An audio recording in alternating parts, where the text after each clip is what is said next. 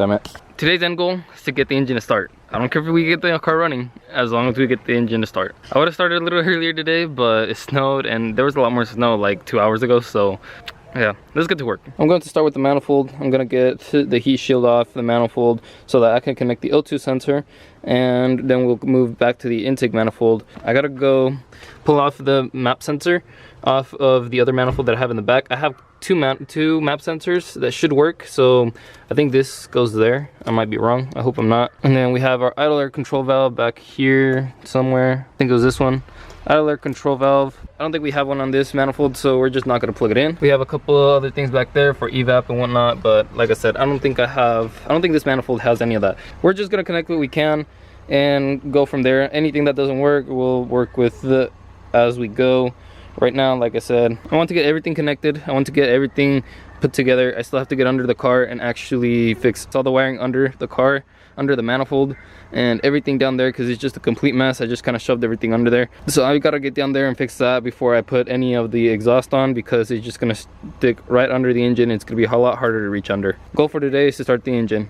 Oil is on the way, and so I'm not really worried about that. Coolant we might get later. For right now, we're gonna throw water in it just to make sure we don't have any leaks. But yeah, let's try to get this thing started today.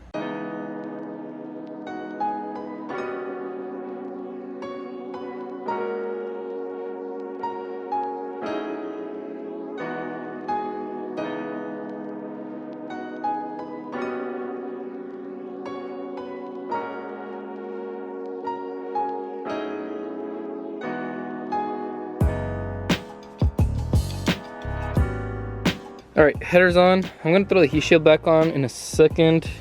Actually, I'm gonna throw that on later because I don't have a gasket in here. There is no gasket. They use like gasket, like actual like rubber gasket, which I don't think is going to work very well.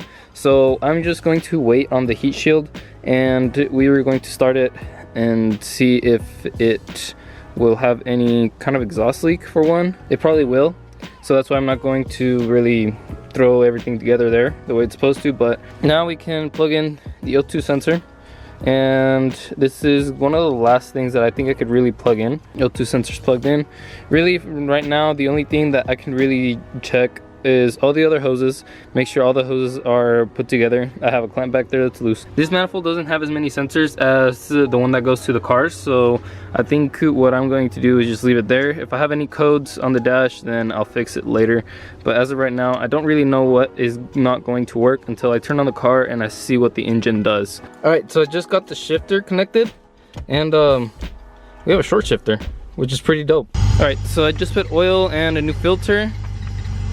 I turned on the E46 so I could jump this car because I don't have a battery for it. I was gonna put the EP3 one, but nah. Turn on the E46 so it doesn't kill the E46 battery.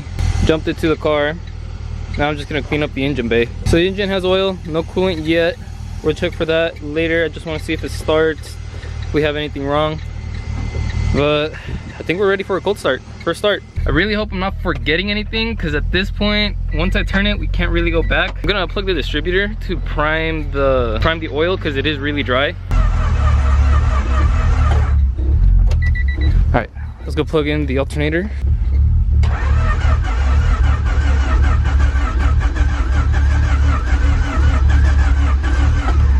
Oh, she's gone. Let me connect the throttle.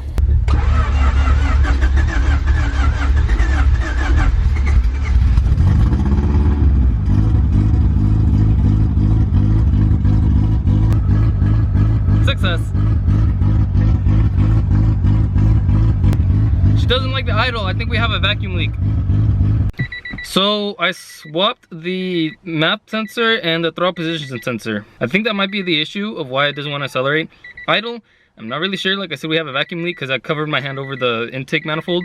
As I choked it, it idled better. So I know we have an intake or some kind of vacuum leak. Let's see if we can actually rev it this time.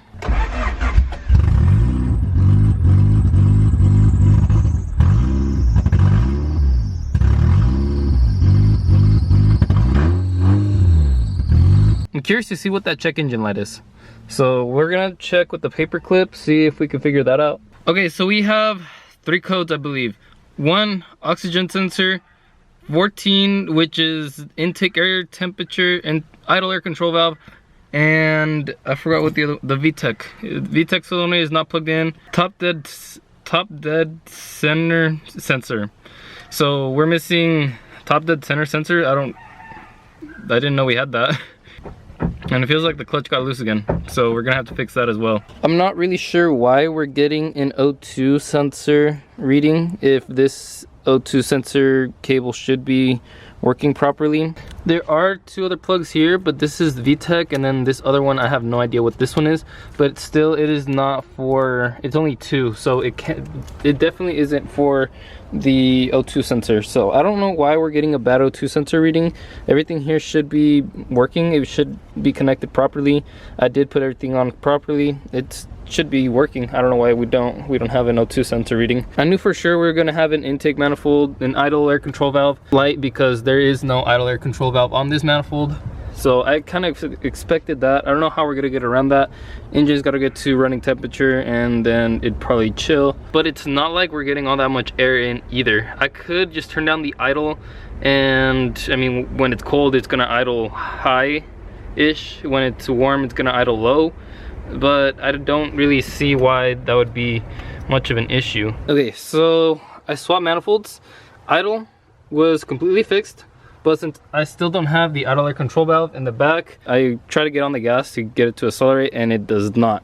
So tomorrow what I'm going to do is change the intake manifold, that throttle body back on the other manifold. That's what we're going to start with tomorrow. What's up, guys? So it is the next day. Yesterday we got this car to start and idle was rough, so we got to change the intake manifold. That's what I'm going to start on today. I bled the coolant system out yesterday for some reason.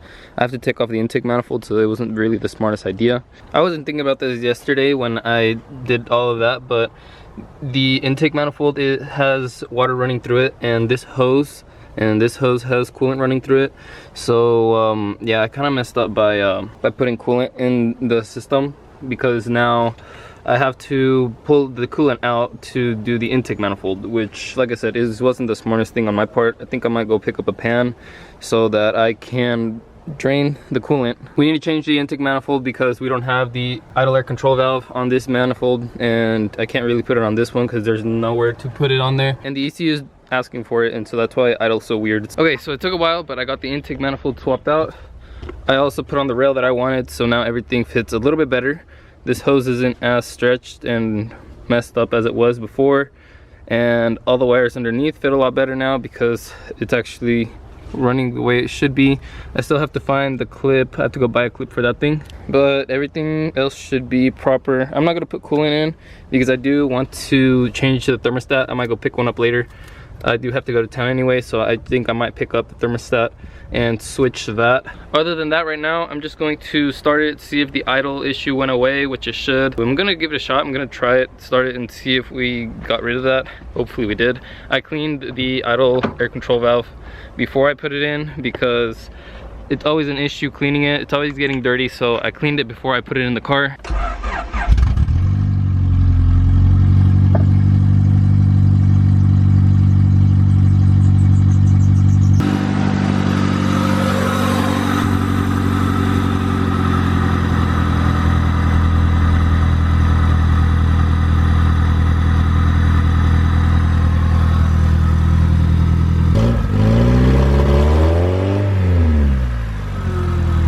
Pretty sure that was past the 2K, so I think we're good now. She just sounds so healthy, like it sounds really good. Like I said, I want to change the thermostat, so I think I'm gonna run in town and grab one really quickly. I do need some other things. I've been waiting for this car to start to know that I've got it to start to go grab these things. So really quick, I'm gonna go grab what I need. I'm not sure if the thermostat is good. That's why I want to change it. It might be stuck. I'm gonna take it off and see. Right now that there's no coolant in the system, I'm gonna take it off and check. Okay, so I decided I'm gonna go pick up a thermostat for this car, just so I know that the thermostat is good, because yesterday it was just, it wouldn't overheat, but also the fans would never kick on when it was at operating temperature, which is kind of odd.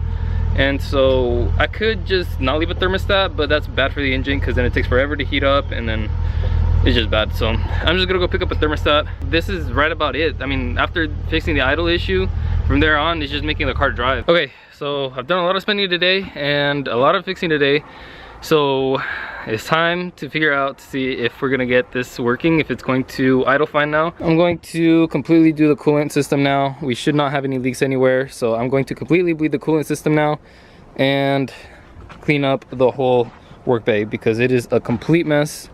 We got parts everywhere, so I'm going to finish. I think this is gonna be the last thing I'm gonna be able to do today because it is getting dark. Axles, I'll probably pick up tomorrow and put it all together. But for today, let's just make sure that we can idle and that we have our cooling system working properly.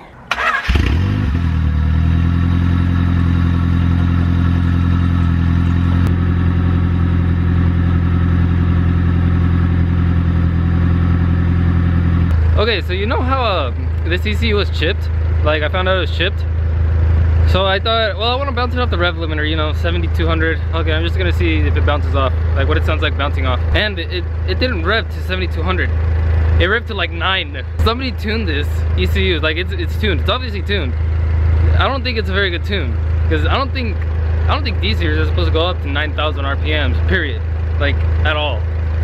Like, no matter how much you do, I don't think you run a 9,000 RPM D-series. So whatever tune is on it, it better be a good one.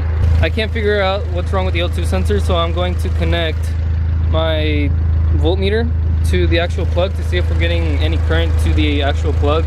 And if not, then that's probably our issue. So the actual plug of the O2 sensor was fine. I just connected the voltmeter and it was fine. Everything was reading. We had a negative, then 3 leads, 3 positives. I don't know what you would call them. So I think I've come to the conclusion where I think maybe the O2 sensor isn't bad. It might just be disconnected to the ECU because they might have ran a wideband before. Like I said, this car revs up to 9K, so I'm pretty sure that they at least had a wideband on here, especially if the ECU is not reading an O2 sensor. So I think maybe the harness from the bay to the ECU might be cut for the O2 sensor for a wideband.